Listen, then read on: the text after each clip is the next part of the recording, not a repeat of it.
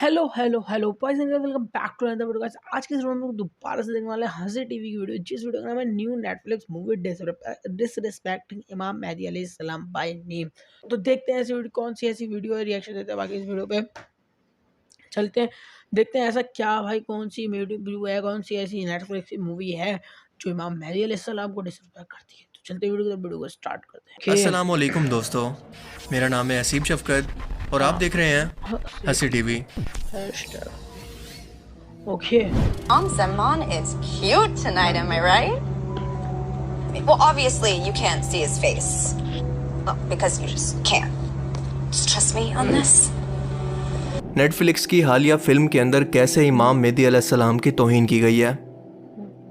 कुर्बे क़यामत के करीब तीसरी आलमी जंग से पहले इमाम मेहदी अलैहिस्सलाम का ज़हूर क़यामत की बहुत बड़ी निशानी है, जिसका जिक्र मुसलसल अहादीस मुबारका के अंदर इतनी मरतबा हो चुका है कि इसका इनकार मुमकिन नहीं। जिस तरह से यहूदी, क्रिश्चियन और मुनाफिकीन एक सरदार यानी झूठे मसीहा दज्जाल की क़यादत के अंदर इकट्ठे होंगे, बिल्कुल इसी तरह से अल्लाह ताला एक सिपा सलार इमाम मेहदी मुसलमानों की क़यादत के लिए भेजेगा, जिनकी मदद के लिए ईसा अलैहिस्सलाम आसमान से ज़मीन पर तशरीफ़ लाएंगे और दज्जाल को लुद के मकाम पर कत्ल करेंगे। इस्लाम के दो बड़े फ़िरके शिया और सुन्नी दोनों इस बात पर यकीन रखते हैं और सदियों से इमाम मेहदी अलैहिस्सलाम की आमद के मुंतज़िर हैं, बस एक फ़र्क के साथ कि शिया स्कूल ऑफ थॉट के मुताबिक वो 12वें इमाम हैं जो कि हज़रत अली की नस्ल से यानी अहले बैत से हैं। वो पैदा हो चुके हैं लेकिन अब तक दुनिया की नज़रों से गायब हैं, इसीलिए उनको इमाम गायब भी कहा जाता है। मगर दूसरी तरफ सुन्नी स्कूल ऑफ थॉट के मुताबिक इमाम मेहदी अलैहिस्सलाम को भी दुनिया के अंदर पैदा होना है और वो एक आम इंसान की तरह जवान होंगे और अल्लाह ताला एक ही रात के अंदर इनकी इस्लाह करके अलामी तौर पर इनको समझा देगा कि इन्हें आखिर क्या जिम्मेदारी पूरी करनी है। इमाम मेहदी अलैहिस्सलाम के ज़हूर की तमाम निशानियां आज एक एक करके पूरी होती नजर आ रही हैं, क्योंकि दुनिया तीसरी आलमी जंग की तरफ मुसलसल बढ़ रही है। यहूदी कौम मानती है कि वो तीसरी बार हैकल सुलेमानी इसलिए नहीं बना पा रहे क्योंकि वो अब तक पाक नहीं हुए। इस काम के लिए जब वो 5 में से 4 लाल बच्चियों को कुर्बान करेंगे और इसकी राख को पानी के अंदर डालकर एक रबई के जिस्म पर लगाएंगे तो पाक होकर इन्हें इस काम की इजाज़त मिल जाएगी, क्योंकि 5वीं बच्चिया को रिजेक्ट कर दिया गया है। और ये कुर्बानी अब ज़्यादा दूर नहीं बल्कि अप्रैल के अंदर होने जा रही है, जिसके बाद तीसरी आलमी जंग का ख़तरा मुसलसल बढ़ता जा रहा है, क्योंकि मुसलमानों के लिए ये बैतुल मुक़द्दस, काबा और मस्जिद नबवी के बाद तीसरी मुक़द्दस तरीन जगह है, जहाँ से अल्लाह के रसूल ने आसमानों का सफ़र किया और इसी जगह पर 8वीं सदी हिजरी के अंदर डूम ऑफ द रॉक यानी गोल्डन डूम को बना दिया गया।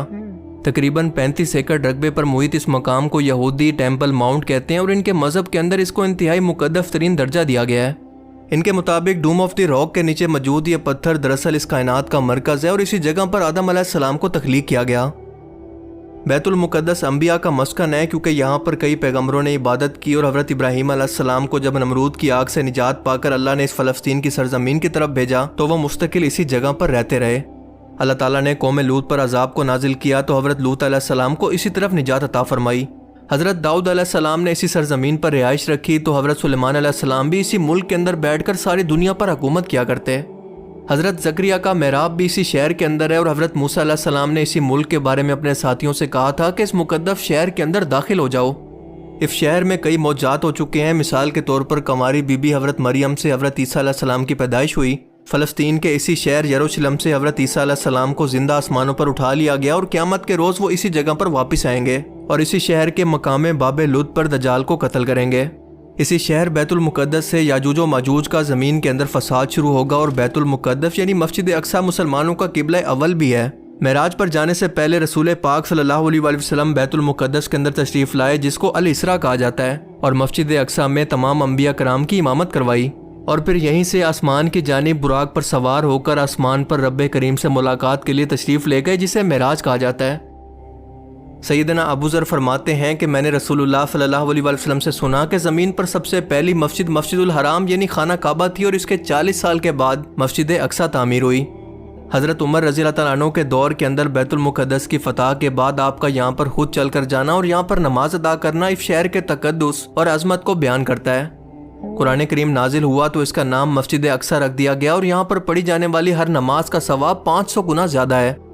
याद रहे कि यहूदी सिर्फ हज़रत ईसा अलैहिस्सलाम और हज़रत याकूब अलैहिस्सलाम को मानते हैं और ईसाई सिर्फ हज़रत ईसा अलैहिस्सलाम पर ईमान लाते हैं, लेकिन मुसलमान हज़रत मूसा अलैहिस्सलाम, हज़रत याकूब और हज़रत ईसा समेत तमाम अंबिया कराम और इन पर नाजिल होने वाली मुक़द्दस किताबों पर ईमान रखते हैं। यहूदी कौम के मुताबिक तौरात के अंदर ये लिखा है कि जैसे हज़रत सुलेमान अलैहिस्सलाम की हुकूमत पूरी दुनिया पर कायम की गई थी, बिल्कुल इसी तरह से अल्लाह ताला बदअमालियों की वजह से तुम्हें दरबदर करने के बाद वही आलीशान हुकूमत तुम्हें फिर से अता करेगा, और वो बादशाह यानी तुम्हारा मसीहा, जो कि अल्लाह ने अपने वादे के मुताबिक हज़रत ईसा अलैहिस्सलाम की सूरत इस कौम के अंदर भेज दिया। लेकिन इन लोगों ने इसे झूठा मसीहा कहकर इनके कत्ल के फतवे जारी कर दिए, और अब की बार ये जिस मसीहा का इंतजार कर रहे हैं वो दरअसल कोई और मसीहा नहीं बल्कि दज्जाल है। अब इसलिए ये कौम खुद को गुनाहों से पाक करके दोबारा से इन 4 लाल बच्चियों की कुर्बानी पेश करके अल्लाह ताला को या फिर अलोहिम को खुश करना चाहती है, ताकि वो इनसे राजी होकर एक बार फिर से इन्हें बैतुल मुक़द्दस में दाखिल होकर तीसरी मरतबा हैकल सुलेमानी की तामीर की इजाज़त दे दे। इमाम मेहदी अलैहिस्सलाम क्योंकि मुसलमानों के लश्कर को लीड करेंगे, लिहाजा यहूदी इनकी आमद से बेखबर नहीं है। अब ये लोग क्योंकि ज़हन साजी के अंदर महारत रखते हैं और TV media, film industry, music industry पर इनका कंट्रोल है, और ये कई दहाइयों से मुसलमान नौजवानों की ज़हन साजी के अंदर मसरूफ़ थे। मिसाल के तौर पर डून फिल्म की मिसाल ले लें, जो कि 2021 के अंदर रिलीज़ हुई। इसमें एक नौजवान शख्स को विलन बनाकर दिखाया गया है जो कि दुनियावी इक़्तिदार और दौलत का भूख है, और इसका नाम है मेहदी या सेवियर, यानी लोगों का मसीहा, जो कि किसी और प्लेनेट से किसी और प्लेनेट पर आकर लोगों को लीड करता है। ये वो लड़का है जो कि माँ बाप की बिना शादी के पैदा हुआ, और इसे जवान होने पर एहसास हुआ कि वो इमाम मेहदी है। इसे अलामी तौर पर ख्याल आते हैं कि आगे मुस्तकबिल में क्या होने वाला है, बिल्कुल ऐसे ही जैसे इमाम मेहदी अलैहिस्सलाम की अल्लाह ताला अलामी तौर पर मदद फरमाएगा। और यही नहीं बल्कि पूरी फिल्म के अंदर अरबी लिबास, ज़बान और कल्चर का मजाक बनाया गया है, अबाया वाली औरतों को चुड़ैल कहा गया है, मोहर नबूवत की अंगूठी का मजाक बनाया गया है, जहाद का मजाक बनाया गया है, और इस्लाम की तौहीन की गई है, जैसे दीन इस्लाम और मुसलमान किसी और दुनिया की मखलूक हों। इसके अलावा film Lord of the rings के अंदर भी ऐसे ही एक मसीहा को इमाम मेहदी अलैहिस्सलाम के करैक्टर के अंदर पेश किया गया है, लेकिन अब क्योंकि एंड टाइम्स का वक्त करीब आ रहा है, लिहाजा अब ये लोग खुलकर बाकायदा नाम लेकर इमाम मेहदी अलैहिस्सलाम की तौहीन कर रहे हैं। नेटफ्लिक्स पर 2023 के अंदर एक फिल्म दी पर्शियन वर्जन यानी ईरानियन पॉइंट ऑफ व्यू को रिलीज़ किया गया, और इस फिल्म के अंदर एक माइग्रेटेड ईरान कंजर्वेटिव शिया फैमिली को दिखाया गया है जो कि अब अमेरिका के अंदर रहती है। इसकी माँ एक वर्किंग वुमन है और लिबरल सोच रखती है, जबकि इसकी बेटी जिसका नाम लैला है वो अपने ख़ानदान के कंजर्वेटिव कल्चर या इस्लामिक पाबंदियों से तंग है, और अपने बाकी फैमिली मेम्बर से चोरी छुप के हर वो हरकतें करती है जो कि वेस्टर्न माशरे के अंदर आज एक कल्चर बन चुकी हैं, यानी लड़कों के साथ सोना, पार्टी करना और डांस क्लब्स के अंदर जाना वगैरह वगैरह। इस फिल्म में मुसलमानों के फैमिली सिस्टम का मजाक बनाया गया है कि इनकी औलाद बहुत ज़्यादा होती है और ये बैकवर्ड सोच रखते हैं, और फिल्म के अंदर LGBT को भी प्रमोट किया गया है और दिखाया गया है कि वो एक ड्रैग क्वीन यानी एक मेल जो कि गे है, लेकिन इसे लड़कियों की तरह दिखना और ड्रेसिंग करना पसंद है। लैला इसके साथ ज़बरदस्ती नाजायज़ ताल्लुकात रखती है और प्रेग्नेंट हो जाती है, लेकिन इसके घर वाले इस पर कोई एतराज़ नहीं करते। इस लड़की का भाई एक चेयर लीडर है जो कि आम तौर पर वेस्ट के अंदर लड़कियां हुआ करती हैं। यानी ये फिल्म अपने तौर पर एक मुसलमान ईरानियन शिया मुस्लिम फैमिली का कल्चर दिखा रही है, और ना सिर्फ इस्लाम का बल्कि इनके कल्चर का भी मजाक उड़ा रही है। अमेरिका क्योंकि इसराइल की वजह से ईरान का दुश्मन है, लिहाजा ख़ास तौर पर फिल्म के अंदर यहाँ पर शिया फैमिली और ईरानियन फैमिली को टारगेट किया गया है कि लोगों का नज़रिया इनके बारे में बदल जाए, क्योंकि जाहिर है कि जो शख्स हकीकत को जानता होगा वो ही इनके झूठ को पकड़ सकेगा, लेकिन जो शख्स हकीकत को नहीं जानता बल्कि मीडिया के जरिए इन चीज़ों को सीखता है, वो किसी भी मजहब और कल्चर की परसेप्शन सिर्फ इन फिल्म्स को देखकर बना लेता है। और सबसे बढ़कर लैला नाम लेकर इमाम मेहदी अलैहिस्सलाम का मजाक उड़ाती है और कहती है कि शिया मुस्लिम इस जादू के अंदर बहुत ज़्यादा यकीन रखते हैं, जैसा कि मेरे घर वाले किया करते थे, कि बहुत जल्द कोई हस्ती हमें जंग के अंदर फतह दिलवाने के लिए आने वाली है जिसका नाम होगा इमाम ज़मान, और वो हज़ारों साल पहले कहीं पर गायब हो गए थे और अब तक किसी को नहीं पता कि वो कहाँ पर हैं। वाकई मैं सच कह रही हूँ कि वो गायब हो गए हैं, क्योंकि वो बहुत मसरूफ़ रहते हैं ना। इनका सच्चा मानने वाला जब भी इनका नाम पुकारता है तो वो मदद करने के लिए पहुंच जाते हैं किसी जानवर या इंसान की सूरत में। वो अपने से ऊंचे शख्स की मदद भी लेते हैं। मेरे माँ बाप की ये सोच बहुत पुरानी है, लेकिन मैं नई जनरेशन की हूँ। और इसके बाद वो एक साइड पर मुंह करके कहती है कि इमाम ज़मान आज आप बहुत अच्छे लग रहे हैं। इसके बाद वो ऑडियंस को कहती है कि क्या वो आपको नज़र आ रहे हैं? इसलिए नज़र नहीं आ रहे क्योंकि आप इनको देख नहीं सकते और वो मौजूद भी नहीं हैं। आप भरोसा करो मेरी बात का। आप एक लम्हे के लिए ज़रा सोच कर देखें कि ये लोगों को क्या सिखाना चाहते हैं और इस फिल्म का मकसद क्या है, इस पैगाम का मकसद क्या है। एक रोमांटिक और फनी फिल्म के अंदर इस तरह की बातें करने का मकसद क्या हो सकता है? इससे ज़्यादा खुले अल्फाज के अंदर इमाम मेहदी अलैहिस्सलाम की तौहीन और भला क्या हो सकती है? ये लोग इस कदर खौफज़दा इसीलिए हैं कि अब उनकी ज़हूर का ज़माना बहुत करीब आ चुका है। आप देखें कि किस तरह से एक एक करके फ़िरका वारियत दुनिया से ख़त्म हो रही है, वरना आज इमाम मेहदी अलैहिस्सलाम अगर दुनिया के अंदर आते और कोई एक फ़िरका इनका इनकार करता और कोई एक फ़िरका इनकी हिमायत करता तो दुनिया के तमाम मुसलमान इनकी क़यादत के अंदर इकट्ठे कैसे होते? लेकिन आज आप खुद देख रहे हैं कि 1400 साल पहले के इख्तलाफात एक एक करके आखिरकार ख़त्म हो रहे हैं और ये इमाम मेहदी अलैहिस्सलाम के ज़हूर की बहुत बड़ी निशानी है। इसराइल ने कल ईरानियन एम्बेसी पर हमला करके और 4 लाल बच्चियों की कुर्बानी का ऐलान करके ये सबूत दिया है कि वो जंग के मूड के अंदर है और इनके खिलाफ क्योंकि मुसलमान इमाम मेहदी अलैहिस्सलाम की क़यादत के अंदर इकट्ठे होंगे, लिहाजा ये मुसलमान बच्चों के ज़हन से इनका तसव्वुर तक मिटा देना चाहते हैं कि वो इमाम मेहदी अलैहिस्सलाम की आमद को सिर्फ एक किस्सा कहानी या फिर फर्जी कहानी समझकर इसका इनकार कर दें। इमाम मेहदी अलैहिस्सलाम की आमद का जिक्र सही हदीस मुबारका के अंदर तवातुर से मौजूद है, जिसका इनकार मुमकिन ही नहीं है और हदीस मुबारका के मुताबिक ये हर सूरत होकर रहेगा, चाहे क़यामत के अंदर एक दिन भी बाकी क्यों ना हो।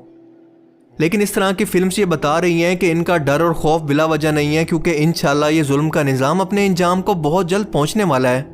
अल्लाह ताला कभी भी अपने मानने वालों को अकेला नहीं छोड़ता और वो दज्जाल को दुनिया के अंदर भेजता है तो इसके मुकाबले के अंदर इमाम मेहदी अलैहिस्सलाम और ईसा अलैहिस्सलाम को भी ज़रूर भेजता है। पर यह फैसला इंसान को खुद ही करना होता है कि वो आखिर किसकी साइड पर जाकर खड़ा होगा, हक की साइड पर या फिर बातिल की साइड पर। अल्लाह ताला से दुआ है कि वो हमें इस हक पर कायम रहने की तौफीक अता फरमाए। अल्लाह ताला हमें समझने की और नेक अमल करने की तौफीक अता फरमाए, आमीन। बाकी आप इस बारे में क्या सोचते हैं, अपनी कीमती राय का इज़हार कमेंट सेक्शन में ज़रूर करें।